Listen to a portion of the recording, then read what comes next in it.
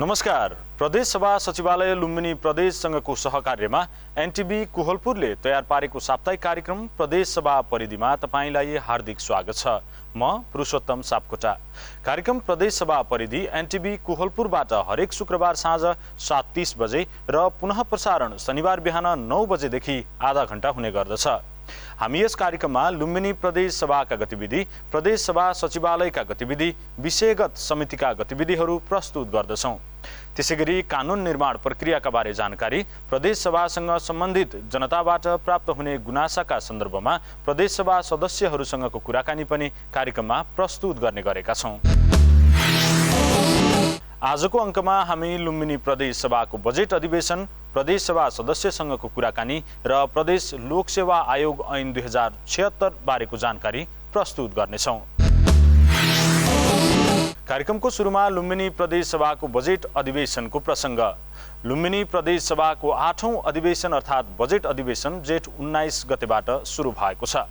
बैठकमा विभिन्न दलका प्रदेश सभा सदस्यहरूले प्रदेश सरकार आगामी आर्थिक वर्षको बजेट, आवश्यकता र प्राथमिकताका बारेमा आआफ्नो धारणा राख्नु भएको छ।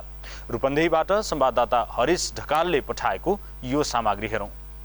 लुम्बिनी प्रदेश सभाको 8औं अधिवेशन अर्थात् बजेट अधिवेशन गत ज्येष्ठ 19 गतेबाट सुरु भएको छ।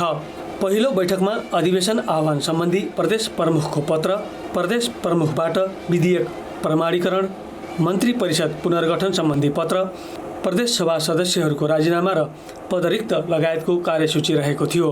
बैठकमा विभिन्न दलका प्रदेश सभा सदस्यहरूले प्रदेश सभा, प्रदेश सरकार आगामी आर्थिक वर्षको बजेट, आवश्यकता र प्राथमिकताका बारेमा आफ्नो धारणा राख्नु भएको थियो।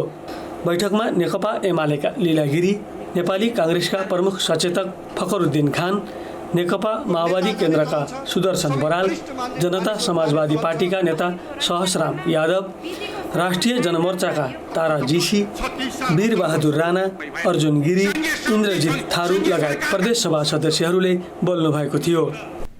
हामी कानुनका कुरा गर्छौं, हामी संविधानका कुरा गर्छौं, हामी मूल्य मान्यताका कुरा गर्छौं। कानुन बमोजिम एउटा सरकारले शपथ ग्रहण गर्ने सन्दर्भलाई घेरा हालेर हिजोको छापामार शैलीमा पुलिस प्रशासनलाई प्रभावमा पारेर हुन नदिने जुन चाहिँ एउटा दृश्य त्यहाँ देखियो, त्यो ठिक थियो,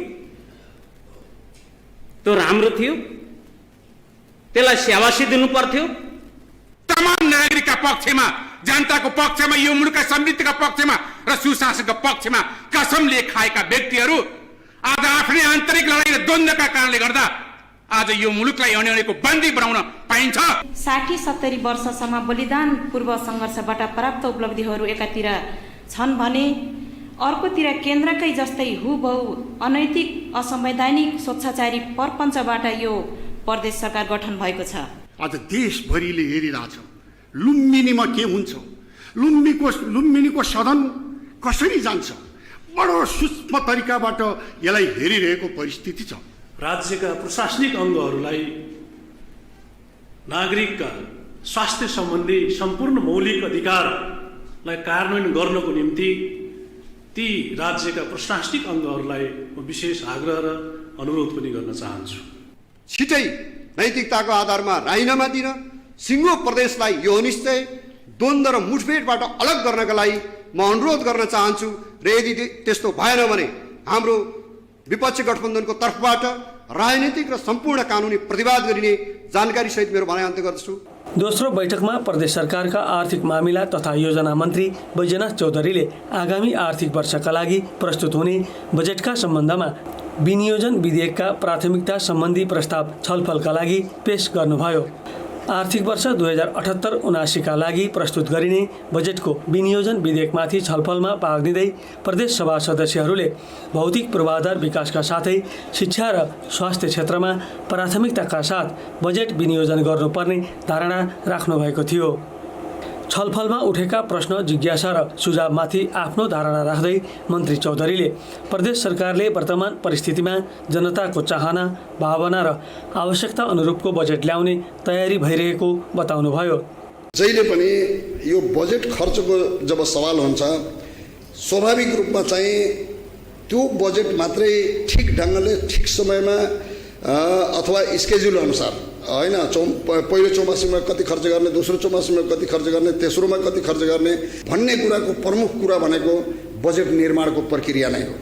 बजेट निर्माणको प्रक्रियामा जब हामी ठिक ढङ्गले बजेट निर्माण गर्न सक्दैनौँ, स्वाभाविक रूपमा त्यो खर्चको पाटोमा गएर चाहिँ त्यो सिक हुँदो रहेछ अथवा चाहिँ त्यहाँ गएर कानुनी जटिलता हुने र केही अप्ठ्यारो हुने कुरा चाहिँ हुन्छ। लुम्बिनी प्रदेश सरकारले सुरुदेखि नै हेक्का राखेको कुरो के हो भन्दाखेरि बजेट राख्ने बेलामै, त्यसका सिद्धान्त बनाउने बेलामा, त्यसका उद्देश्य बनाउने कुरामा, प्राथमिकता राख्ने कुरामा, त्यसका नीतिहरू राख्ने कुरामा र खास गरेर यसको चाहिँ अब आय विस्तार र आर्थिक वृद्धिको कुरामा र विनियोजन दक्षता र आर्थिक प्रगतिमा सुधारका कुरामा हामीले सुरुदेखि नै अब हेका राख्दै आएको कुरो हो र जसको कारणले गर्दाखेरि अब ठिक समयमा ठिक सेड्युल अनुसार चाहिँ प्रगति पनि भएको देखिन्छ। लुम्बिनी प्रदेश सभामा हाल कुल 83 जना सदस्य रहेको प्रदेश सभा सचिवालयले जनाएको छ, जसमा नेकपा एमालेका 38, नेपाली काङ्ग्रेसका 19, माओवादी केन्द्रका 19, अदालतको अल्पकालीन अन्तरिम आदेशबाट पद बहाली भएका 4 र 2 जना सहित जनता समाजवादी पार्टीका 6 जना र राष्ट्रिय जनमोर्चाका 1 जना गरी जम्मा 83 जना रहेको सचिवालयले जानकारी गराएको छ। कार्यक्रममा अब प्रदेश सभा सदस्यसँगको कुराकानीको पालो। आज हामीले लुम्बिनी प्रदेशको दुर्गम मानिने रोल्पा जिल्लाको निर्वाचन क्षेत्र नम्बर 1 को खबाट प्रदेश सभामा प्रतिनिधित्व गर्ने प्रदेश सभा सदस्य दीपेन्द्र कुमार पुन मगरसँग कुराकानी गरेका छौं। रूपन्देही स्थित हाम्रा संवाददाता हरिश ढकालले भौतिक पूर्वाधार विकासका साथै पछि परेको उक्त निर्वाचन क्षेत्रमा तपाई निर्वाचित भइसकेपछि कस्तो परिवर्तन भएको छ र प्रदेश सभामा तपाईको भूमिका कस्तो रह्यो भनेर सोध्नु भएको छ। प्रस्तुत छ उहाँसँग गरिएको कुराकानीको सम्पादित अंश। पहिलो त सरकार बनाउने भन्नुभयो, हामी चाहिँ के रे नेपाल कम्युनिस्ट माओवादी र नेकपा एमालेको फरक फरक ढङ्गबाट चुनाव लडिसकेपछि हामी गठबन्धनको सरकार बनायौँ 68 अनुसार। त्यसपछि हामी पार्टी एक भइसकेपछि 68 अनुसार सरकार बनायौँ, त्यसरी सरकार निर्माण भयो र अब त्यसपछि लगभग हामी आउने बेला अब संरचनाको हिसाबले कानुनको हिसाबले शून्य प्राय स्थिति थियो, जो अहिले हामी चाहिँ संरचनाको हिसाबले पनि हामी 3 वर्ष 3.5 वर्षको अन्तरालमा हामी चाहिँ अस्थायी राजधानीमा बसिरहेका छौँ र कानुन निर्माण पनि ती स्थिति थियो जस्तो कुनै पनि कानुन निर्माण नभएको अवस्थामा अहिले आजको दिनसम्म आइसक्दा हामीलाई अब अहिले हाम्रै कार्यकालमा सम्पन्न हुन्छ हुँदैन, हामीलाई चाहिने कानुन करिब चाहिँ 116 वटा चाहिन्थ्यो र अहिले हामीले चाहिँ 59वटा, मेरो ख्यालमा 59वटा कानुन चाहिँ हामीले पारित गरिसकेका छौँ। त्यसकारणले आधारभूत रूपले संरचनागत रूपले त्यसो कानुनको हिसाबले निर्माण गरेर हामी प्रदेश सभालाई यहाँसम्म ल्याइपुर्याएका छौँ। अब अलिकति पछाडि फर्केर हेर्दाखेरि निर्वाचनताका चुनावताका चाहिँ जनता समक्ष, आफ्ना मतदाता समक्ष आफूले जारी गरेको प्रतिबद्धता सम्झिनुहुन्छ? के गर्नुभएको थियो प्रतिबद्धता? त्यो प्रतिबद्धता कति पुरा गर्न सक्नुभयो? त्यो प्रतिबद्धता जाहेर गरेको कुरा आज यहाँ तपाईहरु सामु राख्नुभन्दा पहिले यो नयाँ संरचना हो, संहितामा गएको नयाँ संरचना, किनभने सङ्घ भनेर केन्द्रीकृत राजधानी काठमाडौँ नै थियो। त्यसपछि आएर तत्कालीन सन्दर्भमा चाहिँ गाउँ पञ्चायत, गाविस, गाउँपालिका भन्ने स्थानीय तह छँदै थिए, यद्यपि त्यो स्वायत्त थिएन र अब संहिताको मुख्य कडीको रूपमा चाहिँ यो प्रदेश थियो हैन। त्यसकारणले कतिपय सन्दर्भमा चाहिँ प्रदेश भनेको के हो अथवा कतिपय सन्दर्भमा हामीसम्मलाई पनि प्रदेशको अब वास्तविक अनुभूति हामी चाहिँ निर्वाचित भइसकेपछि र 2.5-3 वर्ष अन्तरालमा हामी चाहिँ मनन गरिरहेका छौँ भने त्यतिखेर चाहिँ अब को सन्दर्भमा चाहिँ यो संहितालाई कार्यान्वयन गर्ने सन्दर्भमा हामी चाहिँ सैद्धान्तिक रूपले बढी प्रस्तुत भएका थियौँ। यद्यपि संविधानले प्रश्न चाहिँ अब 3 तहको सरकारको कार्यक्षेत्र यो हुन्छ भनेर चाहिँ त्यहाँ प्रस्ताइसकेको थियो, सङ्घको यो हुन्छ, प्रदेशको यो हुन्छ र स्थानीय तहको यो हुन्छ भन्दाखेरि हाम्रो कार्यक्षेत्रको कुरा गर्दा मझौला स्तरको अब विकास निर्माणहरू मझौला स्तरको अब मतलब अब कामहरू हामीले गर्ने र त्यसपछि आएर अब साझेदारी रूपमा सङ्घ प्रदेश र स्थानीय र त्यसमा चाहिँ अब कानुन बमोजिम हुनेछ भनेपछि त्यो कानुन चाहिँ कतिपय बनिसक्यो कतिपय बनेको छैनन् र त्यतिखेर चाहिँ अब हामीले के अरे सङ्घ र प्रदेशको निर्वाचन एउटै समयमा एउटै मतदाताले सङ्घ र प्रदेशलाई चाहिँ निर्वाचित गर्नुपर्ने प्रावधान थियो। त्यो अहिले अब यसपछि के यस्तो हुन्छ हुन थाहा छैन। त्यस कारण हाम्रा अब सम्बन्धित पार्टीको आफ्नो एउटै चाहिँ प्रतिबद्धता थिए। हामी सङ्घ र प्रदेशमा निर्वाचित भयौँ भने हाम्रो प्यानलले यसो गर्छ उसो गर्छ होइन, रोल्पा जिल्लालाई रिङ रोडको रूपमा शिक्षाको क्षेत्रमा खानेपानी क्षेत्रमा शैक्षिक क्षेत्रमा यो गर्छ भनेर हामी चाहिँ संयुक्त घोषणापत्र बनाएका थियौँ र त्यो फेरि चाहिँ हामी सङ्घ र प्रदेशले ती घोषणापत्रको प्रतिबद्धता अनुसार चाहिँ हामीले चाहिँ ती कामहरू गरिरहेका छौँ। सङ्घकोले हेर्ने सङ्घबाट भइरहेछन्, प्रदेशले हेर्ने प्रदेशबाट भइरहेछन्। त्यो हिसाबले चाहिँ आधार रूपले त्यो हामीले भने बमोजिमका सबैका सबै हुन सकिरहेछन्। यद्यपि त्यो प्रतिबद्धता विकास निर्माणको सन्दर्भ चाहिँ आज त्यो अमेरिकामा पनि पुग्दो छैन। अब हामी जस्तो देशमा त्यो कसरी पुग्दो हुन्छ र तैपनि चाहिँ आधार रूपले त्यो पुरा गर्दै गइरहेछौँ। र अर्को चाहिँ यो प्रदेशको संरचना प्रदेश सरकार भनिने अहिले 2.5-3 वर्षको अन्तरालमा जनताको बिचमा प्रदेश सरकार भनेको के हो भनेर 1 वर्षमा हामीलाई प्रश्न गरिन्थ्यो भने अहिले प्रदेश सरकारसँग जनताको पहुँच पनि क्रमशः बढेर गइरहनाले हाम्रो संरचनाहरू इन्स्टिट्युसनल फङ्सनहरू पनि क्रमशः चाहिँ अब अगाडि बढेर गइरहेछन्। यी सन्दर्भमा म यति राख्न चाहन्छु। जस्तो आफ्नो निर्वाचन क्षेत्रमा भौतिक पूर्वाधार विकासका कार्यक्रमहरू के लैजान सफल हुनुभयो? त्यो प्रदेश योजना आयोगद्वारा निर्धारित कतिपय कामहरू छन्। त्यसपछि आएर आफ्नो निर्वाचन क्षेत्रका कामहरू छन्। त्यस अन्तर्गत चाहिँ अब रोल्पाको सुल्चोरदेखि थबाङ जोड्ने थबाङ हुँदै रुकुम जोड्ने एउटा चाहिँ प्रदेश गौरवको योजना छ।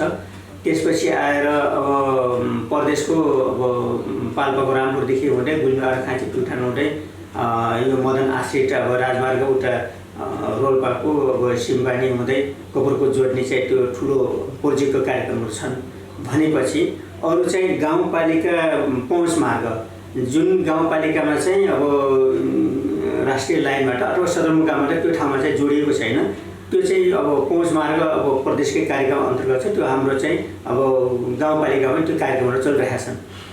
र त्यसपछि आएर अब यो 5 नम्बर प्रदेशमा विगत सङ्घले चाहिँ कार्यान्वयन गरेका योजनाहरू करिब 749वटा शीर्षकहरू थिए।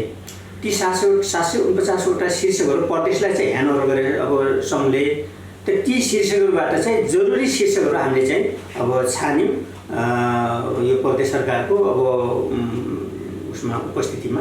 र ती जरुरी शीर्षकहरूमा चाहिँ हामी प्रवेश गरेर आधारले जो लाइफलाइनका के अरे संरचनाहरू भनेका छन् ती कामहरू चाहिँ त्यो सडकको कुरा चाहे अब भौतिक विद्यालयको कुरा चाहे खानेपानी होस् चाहे अब शैक्षिक चाहे खेलकुदको कुरा होस्, यी कुराहरू चाहिँ हामीले चाहिँ त्यो प्राथमिकताकरण गरेर त्यसको आधारमा हामीले चाहिँ काम गरिरहेका छौँ। भनेपछि अर्को चाहिँ कृषि स्मार्टको कुराहरू आएको थियो। अहिले चाहिँ अब कृषि स्मार्टहरू चलिरहेका छन् र कृषि पकेटका कुराहरू चलिरहेका छन्। यो अब स्थानीय सङ्घ र प्रदेशको योजनाहरू त्यहाँ चाहिँ संयोजित रूपले अब 2.5-3-4 वर्षको अन्तरालमा यी सबै परिणामहरू चाहिँ आधारभूत रूपले देखिन्छन्। जस्तो हामीले रोपेका स्याउहरू 3-4 वर्षपछि फल्न सुरु हुन्छन्, कागती फल्न सुरु हुन्छन्। त्यसपछि अब ती बाख्राहरू चाहिँ अब फर्मको रूपमा डेभलप गरेका परिणाम दिन थाल्छन्। अहिले नै हामीले आधार रूपले संरचनाहरू सुरु गरेका छौँ भन्ने चाहिँ लाग्छ। ठोस रूपमा शिक्षाको क्षेत्रमा, स्वास्थ्यको क्षेत्रमा, रोजगारीको क्षेत्रमा यो कामहरू भए भन्न सक्नुहुन्छ? शिक्षाको क्षेत्रमा अहिलेसम्म चाहिँ जस्तो शिक्षामा कस्तो छ भने संविधानले 3 तहको अब त्यो पनि वर्गीकरण गरेको छ होइन। वर्गीकरण गरेपछि अब माध्यमिक तहसम्मको चाहिँ स्थानीय तहले हेर्ने भन्ने भइसकेपछि अब हामीले पनि त्यहाँ चाहिँ हेऱ्यौँ अब जनशक्तिको क्षेत्रमा, त्यसो भौतिक पूर्वाधारको क्षेत्रमा त्यो क्षेत्रबाट हेऱ्यौँ। तर अब प्रदेशले आफ्नो प्रदेश विश्वविद्यालय बनाउने भनेको छ। विगत 3 वर्षको उसमा चाहिँ प्रदेश विश्वविद्यालय चाहिँ नबनिसकेको हुनाले अथवा त्यो अनुसार कानुन पास नभएको हुनाले त्यो त हामीले चाहिँ 190 गाउँपालिकामा हामीले चाहिँ नमुना विद्यालयको रूपमा क्रमशः चाहिँ बसेपछि हामीले बनायौँ। तर अब प्रत्येक विश्वविद्यालय भइसकेपछि अब विगत हामीले हेरिरहेको सन्दर्भमा चाहिँ हामीले हेर्न सक्छौँ। किन हामीले चाहिँ प्रत्येक विश्वविद्यालयमा हेर्छौँ। त्यो स्थानीय तहले चाहिँ अब +2 सम्म त अब के अरे स्थानीय तहले हेर्ने भयो भनिसकेपछि अहिले त्यहाँ केही समस्याहरू विकराल समस्याहरू छन्। अब संविधानले त्यसो भनिदियो तर न त सङ्घले चाहिँ त्यहाँ अब स्रोत साधन पठाइदियो न प्रदेशले पठाइदिने भएछ त त्यो संविधानमा मात्रै लेखिदिएर त होइन। स्थानीय तहले त्यसलाई चाहिँ अब के अरे त्यसलाई कार्यान्वयन गर्न सक्ने कुरा होइन किन बजेटको सन्दर्भ हुन्छ। त्यसैले अबदेखिको योभन्दा अगाडि चाहिँ प्रत्येक विश्वविद्यालय नभएको अवस्थामा चाहिँ हामीले त्यहाँ पनि हेरेका थियौँ। अब चाहिँ अब विगत अब हाम्रो सुदर्शन बराल चाहिँ अब रिजाइन भइहाल्नुभयो। उहाँले चाहिँ अब प्रत्येक विश्वविद्यालय भयो भने यो तहले यो प्रकृतिले हेर्न सकेन भनेर उहाँले भनिराख्नु भएको छ। खानेपानीमा चाहिँ आधार रूपले प्रगति भइरहेको छ। विशेष गरी हामीले त्यहाँ चाहिँ बाटोलाई चाहिँ अब नयाँ ट्र्याकहरू प्रदेशकै एउटा चाहिँ होइन नयाँ ट्र्याक भन्दा पनि अब सुधार गर्ने स्तर उन्नति गर्ने र यसलाई चाहिँ कालोपत्री गर्ने भन्ने जुन लक्ष्य छ त्यो चाहिँ गइरहेको छ। तर चाहिँ के छ भने दुर्गम जिल्ला भइसकेपछि एउटा हाम्रो आपत्ति चाहिँ रूपन्देहीमा बन्ने एउटा 4 विद्यालयको बजेट र रोल्पा जिल्लामा को थबाङमा वा जुनसुकै क्षेत्रमा बन्ने 4 बिल्डिङको बजेट एउटै बनाइयो। त्यसो गराउँदा हामीलाई यहाँबाट अब रूपन्देहीलाई फ्याक्ट्रीमा लिएर हाल्दा अब उसलाई 4 राम्रो बन्ने भयो। हाम्रो यहाँको ट्रान्सपोर्टेसन नै त्यहाँ जाने बजेटले सकिदिने भयो भने यो चाहिँ 16 तौलो रूपमा पनि यो बजेट विनियोजन गरिहाल्ने यसमा हाम्रो चाहिँ केही चाहिँ अब के अब्जेक्सनहरू छ। रोजगारीका कुराहरू पनि अब आउँछन् होइन। बेरोजगारीको अवस्था पनि एकदम विकरालै छ। रोजगारीका अवसरहरू सिर्जना हुने खालका केही कार्यक्रमहरूले जान सफल हुनुभयो। रोजगारीको सन्दर्भमा ठ्याक्कै चाहिँ प्रदेशले रोजगारीको योजनाहरू भन्दा कृषि नै हो। त्यहाँ चाहिँ हामीले विशेष गरिकन अब त्यो हामीले कृषि स्मार्ट मार्फत विभिन्न र यो सुलीचौर थबाङ सुलीचौर गाम र सही मार्ग बेल्ट त्यसको 10 मिटर 5देखि 10 मिटर पेरिमिटरमा बाख्रा कृषि पशुपालन कृषि अब यो फलफुलहरू त्यो चाहिँ प्रदेश कार्यक्रम नै छ। त्यो रोड बेल्टको मुख्य रोड बेल्टको चाहिँ दायाँ 5 मिटरको पेरिमिटरमा हामी चाहिँ अब के अरे होलेरदेखि थबाङसम्मको एउटा बेल्ट र सुलीचौरदेखि गामसम्मको चाहिँ हामीले त्यसरी नै प्रदेशबाट टेस्ट गरिरहेको छौँ। त्यो चाहिँ सामान्यतया भइरहेको छ। त्यो मतलब कृषि रोल्पा जिल्लामा चाहिँ अब खेतीपाती त्यति भौगोलिक अवस्थाले साथ दिने स्थिति होइन। रोल्पा जिल्ला पशुपालन र जडीबुटी फलफुल जडीबुटी चाहिँ मा चाहिँ हाम्रो जोड छ र त्यसतर्फ चाहिँ हामी चाहिँ उन्मुख भइरहेको छौँ। जडीबुटी सम्बन्धमा केही योजनाहरू त्यहाँ जडीबुटी यस सम्बन्धमा चाहिँ अब अहिले प्रदेशबाट पनि अब त्यो कार्यक्रमहरू चाहिँ त्यहाँ कार्यान्वयन भइरहेको छ र त्यो जुन पकेटमा चाहिँ जुन स्केलमा चाहिँ हुनुपर्ने हो त्यो अहिले चाहिँ हुन सकिरहेको छ र त्यो गर्ने क्रममा छौँ। त्यहाँको मुख्य समस्या मुख्य चुनौती त्यहाँको विकासमा पछाडि पर्नुको कारण के होला?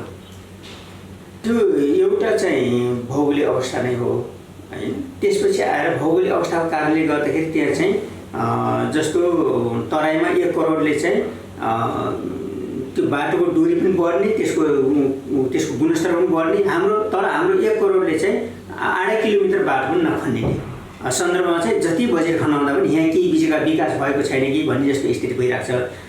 र त्यो चाहिँ आधारभूत बाटो पुगेन भने त्यहाँ उत्पादित सामानहरू चाहिँ मार्केटसम्म लैजाने ठुलो समस्या हुन्छ। त्यो मान्छे उत्पादन भएन भने पो पुग्दैन। भयो भने त मान्छे कति खाइसक्छ त। त्यस कारणले पुगेर जाने अहिले थबाङमा हाम्रो चाहिँ सही मार्ग गइसकेपछि जिनाबाङमा चाहिँ अब 2 लेनको बाटो गइसकेपछि जहाँ चाहिँ पूर्वाधार पुगेको छ पोखराका 10 चक्के गाडीहरू नेपालगञ्जका 10 चक्के गाडीहरू अझै चाहिँ तल तराईमा चाहिँ अक्सिजन भइरहेको छ। बर्खा सुरु हुँदैछ अब त्यहाँको सामग्रीहरू आलुहरू अझै चाहिँ व्यापारीहरू चाहिँ बाहिर पुगिसके। जहाँ के अरे पूर्वाधारहरू बाटो सडकहरू यस्तो पुगेको छ त्यहाँ चाहिँ अब सप्लाईको समस्या छैन। जहाँ पुगेको छैन त्यो ठाउँमा चाहिँ उत्पादन गरेर सप्लाईको समस्या छ। त्यस कारणले यो चाहिँ हामीले चाहिँ यो मानेमा भइरहेको छ। त्यस कारणले त्यहाँ चाहिँ सडक सञ्जाललाई हामीले चाहिँ जिल्लाव्यापी रूपमा 12 महिना चल्ने चाहिँ बनाउने हाम्रो मुख्य चुनौती छ। अहिले स्वास्थ्यको पनि समस्या छ नि त। एउटा महामारी आइरहेको छ। यो बेलामा स्वास्थ्य सम्बन्धी कार्यक्रमहरू केही तर्जुमा गर्नुभएको छ त्यहाँ? स्वास्थ्य त अब चाहिँ अघिल्लो महामारीको सन्दर्भमा चाहिँ अब अस्थायी ऊहरू चाहिँ अब के अरे कोभिड सेन्टर प्रत्येक गाउँपालिकाले बनाएकै छ र प्रदेशले गत साल चाहिँ 12वटै जिल्लामा चाहिँ प्रत्येक जिल्लामा चाहिँ ऊ बनायो के अरे 50 सयको हस्पिटल बनाउने भन्यो हामीले चाहिँ 50-100 को हस्पिटल सङ्घबाट चाहिँ त्यहाँ बनिरहेको छ र निर्णय भइसक्यो। अहिले चाहिँ हामी चाहिँ अब त्यसमा चाहिँ लगभग हामी चाहिँ अब त्यो घरमा स्थानान्तरण भइसकेपछि त्यो 50-100 को हस्पिटल चाहिँ हाम्रो चाहिँ अब रेगुलर जान्छ। अहिले हामी 50-100 हस्पिटलमा रन गरिरहेका छौँ। बाँकी कोभिडको सन्दर्भमा चाहिँ त्यहाँ पनि समस्या देखा पर्यो, सहरमा पनि समस्या देखा पर्यो भनेर त्यहाँ मात्रै भन्दा पनि आम रूपले देखा पर्यो र त्यहाँ चाहिँ हामीलाई चाहिँ मुख्य गरिकन यो अक्सिजन र त्यो के अरे यो भेन्टिलेटर इमर्जेन्सी केसहरूमा चाहिँ त्यो हामीलाई बाहिर सप्लाई गर्ने बिरामीहरूलाई बाहिर चाहिँ पठाउन अलिकति समस्या भयो। त्यो आधारले त्यहाँ चाहिँ स्थापना गर्नुपर्ने जरुरी थियो। अहिले चाहिँ स्वास्थ्य मन्त्रीज्यू पुगेर आउनु भएको छ। अहिले पनि भर्खर कुरा भयो। त्यहाँ रोल्पा जिल्ला चाहिँ रोल्पा अब पूर्वी रूपलाई चाहिँ सेन्टर फर्टिङ विशेष त्यहाँ ध्यान दिनुपर्छ भनेर भन्नुभएको छ। अब के कति सम्बोधन गर्नुपर्छ त्यहाँका जनताले प्रदेशमा पनि सरकार छ, प्रदेशमा पनि प्रदेश सभा छ, प्रदेश सभा सदस्यहरू छन्, हामीलाई चाहिँ यिनीहरूले हेर्छन् भन्ने खालको अनुभूति भएको छ। होइन, त्यो त अब जिल्ला हस्पिटल प्रदेश सरकारको मातहतमा हुने भन्ने भइसकेको छ। यो कसको हस्पिटल भने राम्रो भएन भने प्रदेशलाई आउँछ होइन, त्यसको अबजस प्रदेशलाई आउँछ। राम्रो भयो भने प्रदेशलाई आउँछ, जस अबजस र स्थानीय चाहिँ 1500सम्म गाउँपालिकाले हेर्ने भयो होइन, 50-100 को जिल्ला स्तरको प्रदेशले हेर्ने भयो भन्दाखेरि चाहिँ अब जिल्लामा राम्रो भएन भने त यसको राम्रो भयो जसको जस प्रदेशलाई र नराम्रो भयो यसको जस प्रदेशलाई स्थानीय जाँदैन नि। त्यो सङ्घको त्यहाँ चाहिँ जोडिँदैन अहिले हस्पिटलसँग चाहिँ। भनेपछि प्रदेश सरकारसँग चाहिँ समन्वय राम्रो भइरहेको छ। मैले भने अघि सुरुमा भने नि 1 वर्ष अन्तरालमा प्रदेश भन्ने कुरा चाहिँ लगभग कतिपय हाम्रो स्थानीय तहको जनप्रतिनिधिलाई पनि प्रदेश सरकार भने के हो भन्ने स्थिति थियो। अहिले आम जनस्तरमै अब त्यो स्थायी भएको छ र बजेट निर्माण गर्दा प्रत्येक जनताले चाहिँ अब बजेट निर्माण गरिसकेर प्रदेशले यहाँ हेरिदिनु भयो उहाँ हेरिदिनु पऱ्यो भने हामीलाई उहाँको प्रतिनिधि हिसाबले हामी गइसकेपछि उहाँले हामीलाई फोन गर्ने अनि चाहिँ प्रदेश सरकारले यो राखिदिनु पऱ्यो ऊ राखिदिनु पऱ्यो भनेर भनिराख्नु भएको हिसाबले हाम्रो प्रदेश अब सरकार चाहिँ यो के अरे लुम्बिनी प्रदेशमा आम जनतामा चाहिँ स्थापित भएको अब कहीँ स्थापित गर्नुपर्ने हो कि भन्ने चाहिँ स्थिति चाहिँ छैन। कार्यक्रममा अब लुम्बिनी प्रदेश सभाबाट पारित भएको ऐनको प्रसङ्ग। प्रदेशमा स्वच्छ र निष्पक्ष ढङ्गले योग्य कर्मचारी छनौट गर्ने र व्यवस्थापनमा प्रदेश सरकारलाई सहयोग गर्ने उद्देश्यले लुम्बिनी प्रदेश सरकारले प्रदेश लोकसेवा आयोग ऐन 2076 जारी गरेको छ। प्रदेशमा निजामती सेवा, प्रहरी सेवा, स्थानीय सरकारी सेवा, सङ्गठित संस्था र अन्य सरकारी सेवाका पदमा स्वच्छ र निष्पक्ष ढङ्गबाट योग्य कर्मचारी छनौट गर्ने र पदपूर्ति गर्ने आयोगको मुख्य उद्देश्य रहेको प्रदेश लोकसेवा आयोगले जनाएको छ। प्रदेशमा स्वच्छ र निष्पक्ष ढङ्गले योग्य कर्मचारी छनौट गर्ने र व्यवस्थापनमा प्रदेश सरकारलाई सहयोग गर्ने उद्देश्यले लुम्बिनी प्रदेश सरकारले प्रदेश लोकसेवा आयोग ऐन 2076 बनाएको छ। प्रदेश सभाबाट आवश्यक छलफल र सुझावसहित विधेयक पारित भएसँगै बनेको सो ऐन प्रदेश सरकारको कानुन बनेको र तत्काल कार्यान्वयनको चरणमा प्रवेश गरिसकेको छ। साथै प्रदेश सरकारले ऐन बमोजिम लोकसेवा आयोग गठन गर्नुका साथै ऐनले निर्धारण गरेको आवश्यक काम गर्नका लागि नियमावली समेत बनाई आयोगको काम कर्तव्य र जिम्मेवारीलाई अगाडि बढाएको छ। नेपालको वर्तमान संविधानको भाग 23 धारा 244 मा चाहिँ प्रदेश लोकसेवा आयोग सम्बन्धी संवैधानिक व्यवस्था गरेको छ। सोही संवैधानिक व्यवस्था मुताबिक लुम्बिनी प्रदेश सरकारले पनि प्रदेश लोकसेवा ऐन 2076 जारी गरेको छ। प्रदेश सभाबाट पारित भएर यो अहिले कार्यान्वयनमा रहेको छ। उक्त ऐनको दफा 3 मा चाहिँ प्रदेश लोकसेवा आयोग रहने व्यवस्था गरिएको छ, जुन व्यवस्था अनुसार 2076 साल श्रावण 28 गते प्रदेश लोकसेवा आयोगको स्थापना भएको। ऐनले निर्दिष्ट गरे अनुसार प्रदेशमा निजामती सेवा, प्रहरी सेवा, स्थानीय सरकारी सेवा, सङ्गठित संस्था र अन्य सरकारी सेवाका पदमा स्वच्छ र निष्पक्ष ढङ्गबाट योग्य कर्मचारी छनौट गर्ने र पदपूर्ति गर्ने आयोगको मुख्य कार्यक्षेत्र रहेको प्रदेश लोकसेवा आयोगले जनाएको छ। प्रदेश प्रहरी सेवा, प्रदेश अन्य सरकारी सेवा र सङ्गठित संस्थाको पदमा पदपूर्तिका लागि लिइने लिखित परीक्षा पनि प्रदेश लोकसेवा आयोगले लिन्छ। त्यस्तै गरेर प्रदेश निजामती सेवा, अन्य सरकारी सेवा र स्थानीय सरकारी सेवाका पदमा बढुवा गर्दा अपनाउनु पर्ने सामान्य सिद्धान्तको विषयमा पनि प्रदेश लोकसेवा आयोगले परामर्श दिने गर्छ। त्यस्तै गरेर सङ्गठित संस्थाको सेवाका कर्मचारीहरूको सेवाका शर्त सम्बन्धी कानुन र त्यस्तो सेवाको पदमा बढुवा वा विभागीय कारबाही गर्दा अपनाउनु पर्ने सामान्य सिद्धान्तको विषयमा पनि प्रदेश लोकसेवा आयोगले परामर्श दिने गर्छ। आयोगले ऐनमा व्यवस्था भए अनुसार विभिन्न विषय तथा सेवातर्फका 41वटा पाठ्यक्रम निर्माण गरिसकेको छ, जसमध्ये स्वास्थ्यतर्फ 18वटा, कृषितर्फ 10वटा, इन्जिनियरिङतर्फ 8वटा, प्रशासनतर्फ 3वटा र अन्यतर्फ 2वटा पाठ्यक्रम निर्माण भइसकेको अधिकृत पाण्डेले बताउनु भएको छ। प्रदेश लोकसेवा आयोगले चाहिँ विभिन्न 41वटा पाठ्यक्रमहरू निर्माण गरिसकेको छ, जस अन्तर्गत इन्जिनियरिङ सेवातर्फ 8वटा पाठ्यक्रमहरू बनिसकेको छ। त्यस्तै गरेर स्वास्थ्य सेवातर्फ चाहिँ 18वटा पाठ्यक्रमहरू निर्माण भइसकेको छ। कृषि सेवातर्फ चाहिँ 10वटा पाठ्यक्रमहरू बनिसकेको छ। प्रशासन सेवातर्फ चाहिँ 3वटा र विविध सेवातर्फ 2वटा गरेर 41वटा पाठ्यक्रमहरू निर्माण भइसकेको छ र निर्माण पश्चात चाहिँ यसलाई वेबसाइटमा राख्ने र यसलाई फिडब्याकहरू लिने कामहरू पनि भइसकेको छ। ऐन अनुसार आयोगमा प्रदेश सरकारको सिफारिसमा प्रदेश प्रमुखले 1 अध्यक्ष र 2 जना सदस्य नियुक्ति गर्ने व्यवस्था रहेको छ। आयोगका अध्यक्ष र सदस्य नियुक्तिका लागि सिफारिस गर्न मुख्यमन्त्रीको अध्यक्षतामा प्रदेश सभाका सभामुख र विपक्षी दलको नेता सदस्य रहने सिफारिस समिति रहने व्यवस्था ऐनमा उल्लेख गरिएको छ। 2 जना, 1 जना अध्यक्ष सहित 2 जना हुनुहुन्छ, 1 जना रिक्त रहेको छ र प्रदेश लोकसेवा आयोग स्थापना भइसके पश्चात यसको पहिलो बैठक चाहिँ 2076 साल 7 महिना 29 गते बसेको थियो र हालसम्म 27वटा बैठकहरू बसिसकेको छ र त्यसबाट 59वटा निर्णयहरू पनि गरिसकेको अवस्था छ। यसअघि गत असोजमा पहिलो पटक आयोगले स्वास्थ्य र इन्जिनियरिङ सेवातर्फ 96 जना पदपूर्तिका लागि सूचना जारी गरिसकेको छ। उक्त विषयमा अदालतमा मुद्दा परेकोले तत्कालका लागि परीक्षा स्थगित भएको आयोगले जनाएको छ। यद्यपि सङ्घीय सरकारले कर्मचारी नियमावली नबनाउँदा कर्मचारी पदपूर्ति सम्बन्धमा केही कठिनाइहरू उत्पन्न भएको प्रशासकीय अधिकृत गङ्गाधर पाण्डेले बताउनुभयो। यी विविध सामग्रीसँगै प्रदेश सभा सचिवालय लुम्बिनी प्रदेश संघको सहकार्यमा एनटिबी कोहलपुरले तयार पारेको साप्ताहिक कार्यक्रम प्रदेश सभा परिधि यति नै। प्रदेश सभासँग सम्बन्धित गुनासाहरू, कानुन निर्माण प्रक्रिया बारेको कौतूहलता र समग्र कार्यक्रमबारे तपाईका केही सल्लाह सुझाव भए प्रदेश सभा परिधि @gmail.com अथवा फेसबुक लाइभ भइरहेको पेजमा म्यासेज छोड्न सक्नुहुनेछ। आगामी अङ्कमा हामी ती कौतूहलता मेटाउने प्रयास गर्नेछौँ।